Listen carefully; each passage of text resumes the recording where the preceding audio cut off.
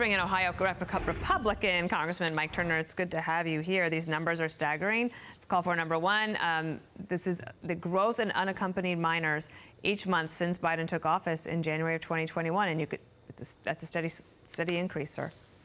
This is just heartbreaking, because what you see in these numbers is the real impacts upon individuals, and certainly some of the most vulnerable people that we see crossing the border.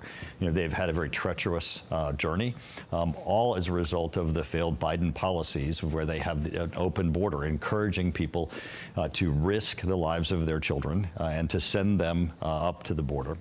Now, the administration, as you know, claims that the border is secure, but it clearly is not. As we see the pictures, over 2 million people have been apprehended crossing the border just in the past year. Now, to give you some perspective, where I'm from in Southwest Ohio, around Dayton, Ohio, there's 1.2 million people who live there. So this is more than people who reside in an entire community who've gotten up and walked across the border.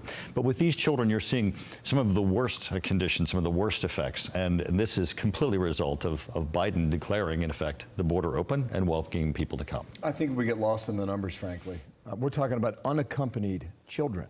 Right. They had no mom, they had no dad, no aunts, no uncle, and the numbers are 267,000. And those are the ones who make it. For comparison, Donald Trump had 10,000. Right. 10,000. Yeah. Which is a lot. It's a lot, right. You're right, but it's a fraction of what we're seeing now.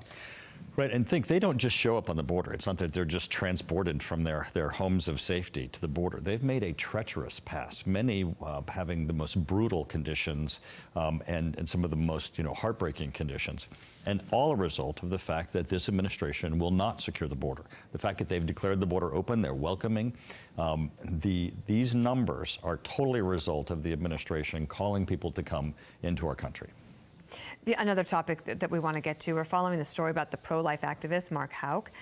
He was arrested at his home in Pennsylvania. There's a discrepancy between what the wife says happened in front of their 7 children. She says there were 25 agents, lots of guns drawn, the FBI saying this, that no SWAT team or SWAT operators were involved, that FBI agents knocked on Mr. Houck's front door, identified themselves as FBI agents, and asked him to exit the residence. He did so and was taken into custody without incident, pursuant to an indictment. But Senator Hawley is calling on the FBI to answer for more.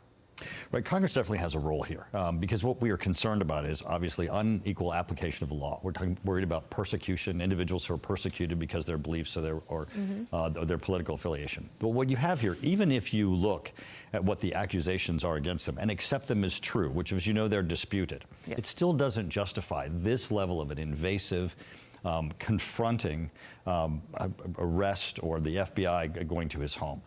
Many times, people, especially when there's a non-violent, it's not like this guy is a gun runner, right? There's no major threat to his family or the community.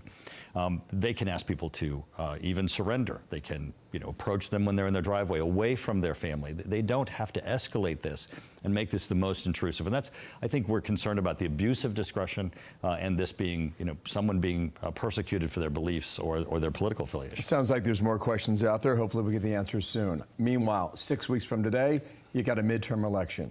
You're from Ohio. What happens? What does America decide? Well, I think people are very fed up with what they're seeing from the Biden administration. They want it stopped. They want inflation to be reined in. They understand that it's directly a result of this administration's policy, that their out-of-control spending is causing pain and inflation at the grocery store and for their families. They understand that their at-war policies against energy are costing them money at the pump and making it more difficult for them to provide for their families. And they know that this unsecure border is resulting in human tragedy, as you were just reporting, but also an unbelievable effect to our country and a burden upon our nation. So Republicans sweep it.